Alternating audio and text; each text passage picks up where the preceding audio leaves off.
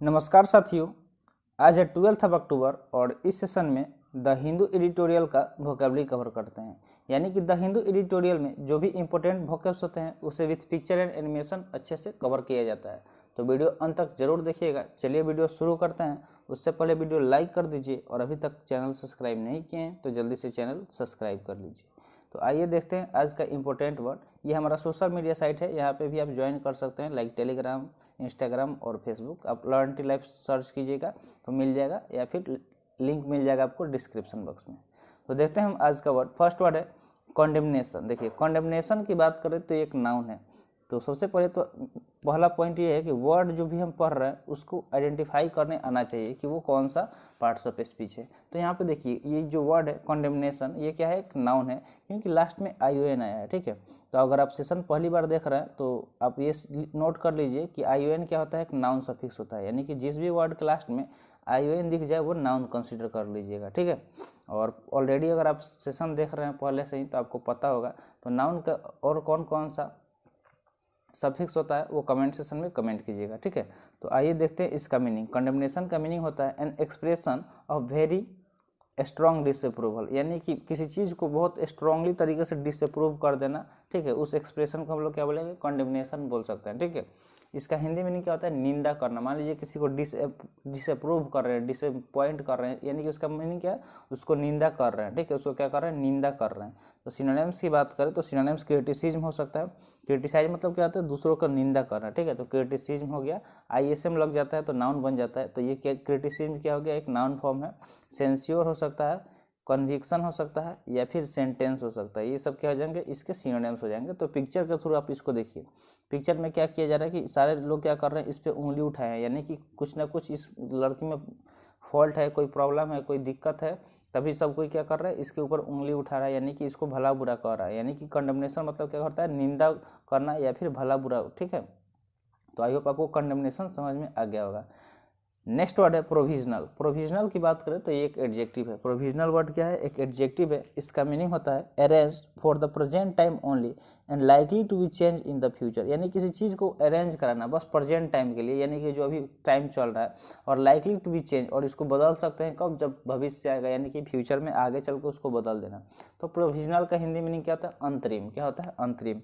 जैसे मान लीजिए जो गवर्नमेंट बनती है क्या होती है, वो प्रेजेंट के लिए बनाया जाता है और फिर आगे फ्यूचर में जाके वो बदल भी जाती है सरकार। तो क्या होता है, प्रोविजनल मतलब कि अंतरिम होता है। सिनोनिम्स की बात करें तो सिनोनिम्स क्या हो सकता है, टेम्पोररी, यानी कि टेम्पोररी किसी को मान लीजिए कि कुछ बना दिया गया। ठीक है, जैसे जब संविधान सभा का गठन हुआ था, जब मतलब भारत का संविधान लिखाया जा रहा था, तो उस टाइम क्या किया गया था, टेम्पोररी एक प्रेसिडेंट चुना गया था। ठीक है, तो आपके लिए क्वेश्चन ये है कि जो टेम्पोररी प्रेसिडेंट जिनको बनाया गया था उनका नाम क्या है। ठीक है, और बाद में डॉक्टर राजेंद्र प्रसाद को क्या किया गया था, हमेशा के लिए नहीं कि परमानेंट में उसका जो प्रेसिडेंट है कॉन्स्टिट्यूएंट असेंबली का, उनको बना दिया गया था। तो क्वेश्चन आपके लिए क्या है कि जो टेम्पोररी प्रेसिडेंट बने थे कॉन्स्टिट्यूएंट असेंबली का, तो उसका नाम बताना है उनका। ठीक है, तो देखिए साथ साथ में इंग्लिश के साथ साथ कुछ एक्स्ट्रा नॉलेज भी अगर आपको मिलता है तो ये बहुत अच्छी बात है ना। तो प्रोविजनल क्या हो गया, एक एडजेक्टिव हो गया जिसका मीनिंग अंतरिम होता है, यानी कि टेम्पोररी, इंटरिम, टेंटेटिव या फिर स्टॉप गैप। तो ये सब क्या हो जाएंगे, इसके सिनोनिम्स हो जाएंगे। तो आई होप आपको ये वर्ड समझ में आ गया होगा। देखते हैं थर्ड वर्ड। थर्ड वर्ड क्या है, कॉम्प्लाई। कॉम्प्लाई की बात करें तो एक वर्ब है। कॉम्प्लाई क्या है, एक वर्ब है जिसका मीनिंग होता है to obey a rule an order etcetera. मान लीजिए कि कोई ऑर्डर दे रहा है या कोई रूल है, उसको क्या कर रहे हैं, फॉलो कर रहे हैं, उसको ओबे कर रहे हैं, तो उसको कॉम्प्लाई बोलते हैं। क्या करते हैं, कॉम्प्लाई, यानी कि आज्ञा का पालन करना। ठीक है, या फिर किसी नियम का पालन करना, किसी भी चीज़ का पालन करना जो आपको बताया जा रहा है, तो कंप्लाई उसका इंग्लिश होता है। अगर इसका सिनोनिम्स देखें, यानी कि जिनका सिमिलर मीनिंग में निकलता है, तो ओबे हो सकता है। क्या हो सकता है, ओबे। ओबे मतलब आज्ञा का पालन होता है। कन्फर्म हो सकता है, एक्वेंस हो सकता है, फॉलो हो सकता है। ठीक है, ये सब क्या हो जाएंगे, इसके सिनोनिम्स हो जाएंगे। तो आई होप आपको कॉम्प्लाई वर्ड समझ में आ गया होगा। तो जैसा कि हम डेली आपको बताते हैं कि जो भी वर्ड इस सेशन में कवर कराया जाता है उसका क्या करना है, आपको सेंटेंस बनाना है। ठीक है, एक एक वर्ड को पकड़ के सेंटेंस बनाइए, जो भी जितना भी बन रहा है। ये नहीं है कि हाँ आज जितना कराया सबका बना लीजिए, 2-4 स्टार्टिंग तो कीजिए, पहले स्टार्ट करेंगे, धीरे धीरे बनने लगेगा, फिर आपको खुद मजा आएगा। और जब उसको बना के उसका फोटो क्लिक करके टेलीग्राम पे आपको शेयर करना है। ठीक है, और जो भी स्टूडेंट शेयर करेगा उसका अगले सेशन में उसका दिखाया जाएगा कि कौन सबसे बेहतर, सबसे अच्छा सेंटेंस बनाया है। ठीक है, तो आई होप आपको जो बता रहे हैं वो समझ में आ गया होगा। ज़रूर कमेंट कीजिएगा, होमवर्क कीजिए जो भी बताया जा रहा है, थोड़ा सा ही बताया जा रहा है, जो भी बताया जा रहा है वीडियो पॉज करके जो अगर बोला जाता है कि ये चीज़ कमेंट कीजिए तो उसको कीजिए, उससे आपको हेल्प मिलेगी, ठीक है। नेक्स्ट वर्ड देखते हैं। नेक्स्ट वर्ड क्या है? डिसुएड। डिसुएड की बात करें तो एक वर्ब है। डिसुएड क्या है? ये वर्ब है जिसका मीनिंग होता है to persuade somebody to not do something, यानी कुछ नहीं करने के लिए किसी को मनाना। यानी कि मान लीजिए कोई इंसान कुछ गलती कर रहा है, जैसे बच्चे क्या करते हैं, जैसे मतलब मिट्टी में खेलने लगते हैं तो उसको मनाया जाता है कि मिट्टी में मत खेलो, तुमको चॉकलेट देंगे, तो उसको डिसुएड कर देते हैं, यानी कि नहीं खेलने से उसको रोक देते हैं, यानी कि लौटा देना, लौटा बोल सकते हैं। सिनोनिम्स की बात करें तो सिनोनिम्स क्या हो सकता है? डेटर हो सकता है, डिस्करेज हो सकता है, प्रिवेंट हो सकता है, फिर डाइवर्ट हो सकता है, ठीक है। ये सब क्या हो जाएंगे? इसके सिनोनिम्स हो जाएंगे। बहुत बार क्या होता है कि जैसे मतलब हम लोग थोड़ा छोटे होते हैं, अच्छे क्रिकेट खेलते हैं, तो कोई हमको बोल देता है तू बड़ा होकर क्रिकेटर बनेगा, फिर हमारे मन में आ जाता है कि हम क्रिकेटर बनेंगे, लेकिन घर वाले क्या करते हैं? डिसुएड कर देते हैं कि क्रिकेटर कैसे बनोगे, ये वो कुछ उसका निगेटिव पॉइंट कोई भी आपको बताएगा तो आप क्या होंगे? डिसुएड हो जाएंगे, यानी कि वो करना छोड़ देंगे। तो डिसुएड देखिए परसुएड का अपोजिट मीनिंग है, ठीक है। ये जो परसुएड यहाँ पे दिख रहा है, परसुएड मतलब कुछ करने के लिए मनाना होता है, जबकि डिसुएड मतलब होता है कुछ नहीं करने के लिए मनाना। तो आई होप आपको समझ में आ गया होगा दोनों वर्ड। तो दोनों वर्ड में कन्फ्यूजन नहीं रहना चाहिए, दोनों एक दूसरे के क्या है? अपोजिट है, यानी कि एंटोनिम्स।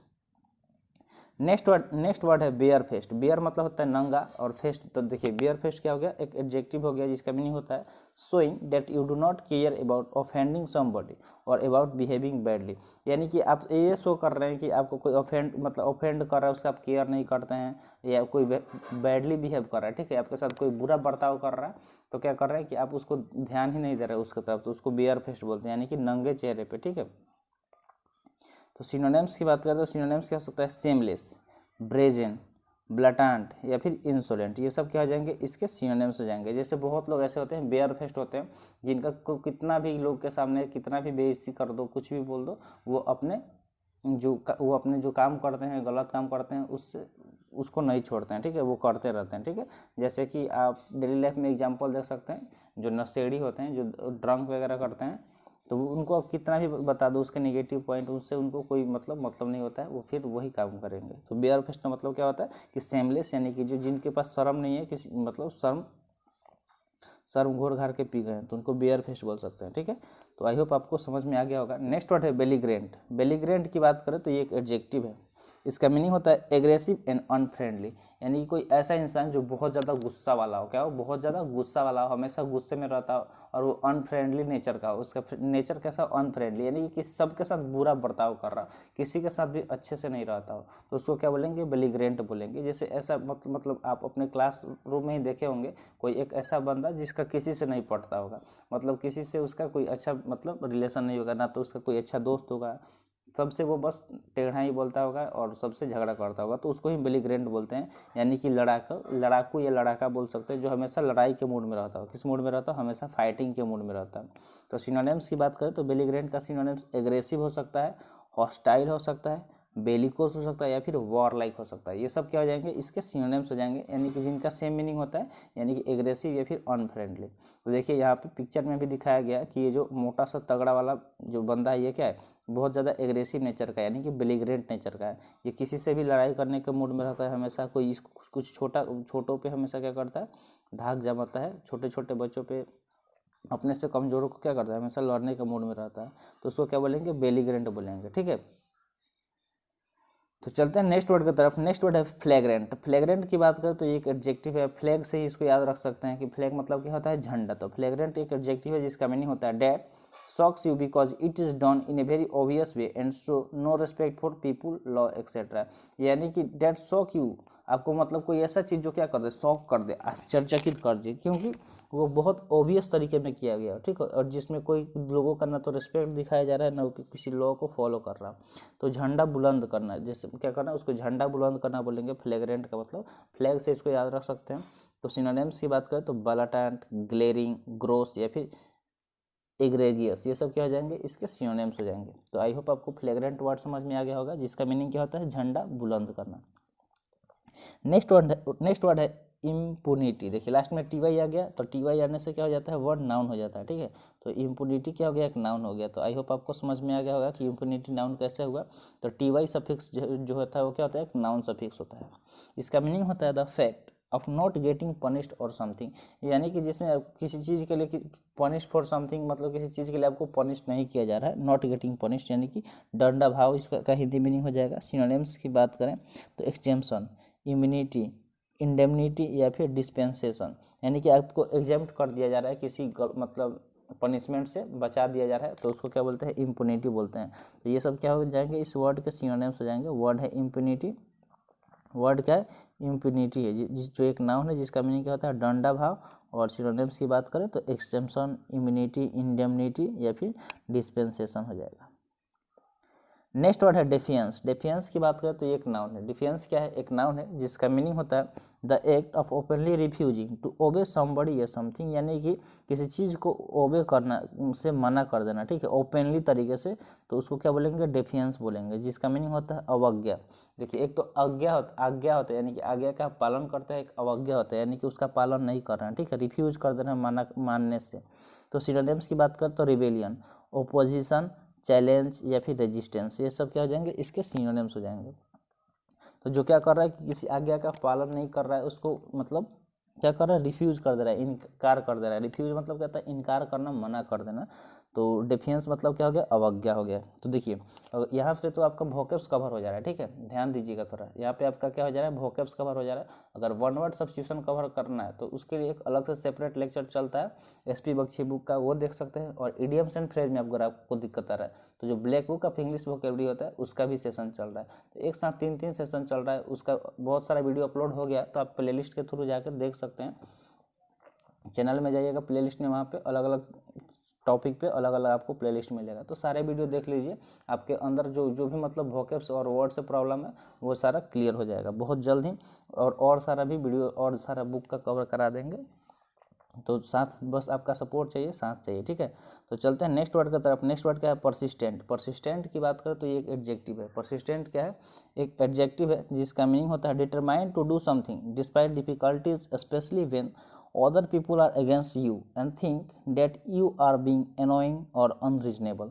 परसिस्टेंट मतलब क्या होता है, किसी चीज़ को लेकर डिटरमाइन हो जाना, चाहे कितना भी डिफिकल्टीज हो, कितना भी प्रॉब्लम हो, या फिर आपके खिलाफ लोग खड़े हो जाए, ठीक है, फिर भी आपको क्या करना है, उस चीज़ के लिए हमेशा कायम रहना है, अपनी बातों पे, अपने जज्बातों पे, ठीक है। तो उसको परसिस्टेंट बोलते हैं, ठीक है, जिसका हिंदी मीनिंग क्या हो जाएगा कि दृढ़, यानी कि दृढ़ निश्चय कर लीजिए। मान लीजिए कि आपको अगर किसी चीज़ का तैयारी करना है, जैसे आप तैयारी कर रहे हैं यूपीएससी का, ठीक है, या फिर SSC, railway, bank, air force, navy, CDS, किसी भी चीज़ का आपको का मतलब जो लक्ष्य है, तो कि चाहे कितना भी प्रॉब्लम है, कितना भी बाधाएं हैं, लोग आपका टांग खींचने जरूर आते हैं, ठीक है। जब आप आगे बढ़ने का कोशिश करेंगे तो लोग आपका टांग खींचेंगे, तो उससे आपको कोई दिक्कत नहीं है, आप एकदम डिटरमाइंड होकर तैयारी कीजिए, तो उसको ही परसिस्टेंट बोलते हैं, ठीक है, यानी कि जो एकदम डिटरमाइंड होकर तैयारी कीजिए, तो उसको परसिस्टेंट बोलते हैं। कि आपका फोकस थोड़ा सा भी नहीं गड़बड़ाना चाहिए, जहाँ है, जहाँ लगा हुआ है लगे रहिए।